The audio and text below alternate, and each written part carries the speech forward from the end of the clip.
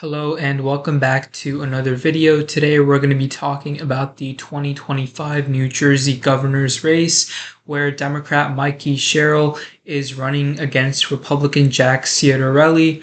And New Jersey is a state where we saw some interesting trends in 2024. Now, back in 2020, Joe Biden carried New Jersey by 16 percentage points. However, in 2024, New Jersey saw a sharp swing towards Republicans, swinging 10 points to the right. Donald Trump only lost New Jersey by 6 points to Kamala Harris. So New Jersey Democrats should be getting a little worried because New Jersey saw one of the biggest swings out of any state towards Republicans in 2024. Now, looking at the 2025 governor's race in the state of New Jersey, in the Democratic primary, Congresswoman Mikey Sherrill did win the nomination. However, she only won with 34% of the vote, a plurality in a very crowded field. And Mikey Sherrill is considered to be a sort of moderate Democrat, and she did win with 34% of the vote. And in the Republican primary, we had Jack Ciattarelli, and Ciattarelli was in fact endorsed by Donald Trump. And in the final results in the Republican primary, he overwhelmingly won with nearly 68% of the vote in the Republican primary.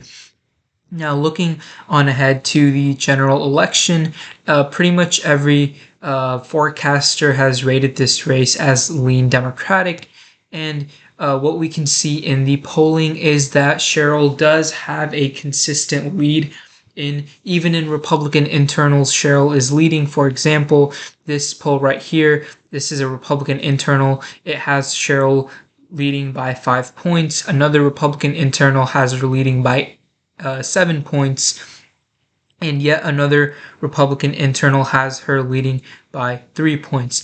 Now, Survey USA, this is a Democratic internal, it has her leading by 13 points. And Rutgers Eagleton, this is not an internal pollster, but they have her leading by 20 points and by 21 points. So even if you look at Democratic pollsters or Republican pollsters or neutral pollsters, what you have is that Mikey Sherrill currently holds a very consistent lead over Jack Ciattarelli, and so she is currently in the driver's seat. However, if we take a look back at the 2021 election, what happened was incumbent Democratic Governor Phil Murphy, he only beat Ciattarelli by 3 percentage points, or a margin of around 84,000 votes, which was a lot closer than the 2017 governor's race when Phil Murphy won by around 14 percentage points. Now, New Jersey does have a history of electing Republican governors. Back in 2013, they reelected Chris Christie as governor, and he was elected for the first time very narrowly in 2009. So Republicans, they do elect, New Jersey, they do elect Republicans occasionally. They've elected multiple Republican governors in the past several decades. However, typically New Jersey is thought of as a blue state. Now, remember back in 2021, that was a red-leaning environment. Republicans did flip Virginia's governor's race, and Joe Biden had become unpopular by November of 2021. His approval rating had significantly dipped compared to the beginning of his term. So we did have somewhat of a red wave in 2021.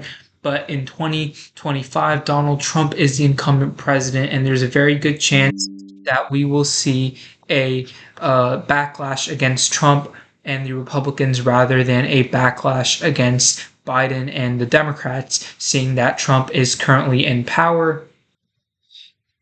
And due to the fact that the Republicans are the incumbent party in the White House, and we could see somewhat of a blue wave rather than a red wave like how we saw in 2021. So Sherrill, she could definitely improve upon Kamala Harris's 6-point margin in 2024, although it is going to be very difficult, I think, for her to match Joe Biden's 16-point margin from 2020. Now, If New Jersey, however, continues its trends towards the Republican Party, I think Jack Ciattarelli could make this a very competitive race. I think and there's a very plausible scenario where Mikey Sherrill, the Democrat, only wins by maybe 2 to 4 percentage points. I think this could become a very competitive race, but make no mistake, if we are heading towards a blue wave, I think Sherrill wins fairly comfortably, but I do think that New Jersey's governor's race will be closer than Virginia's because Virginia is suffering from the Doge cuts, which New Jersey isn't really suffering a lot from.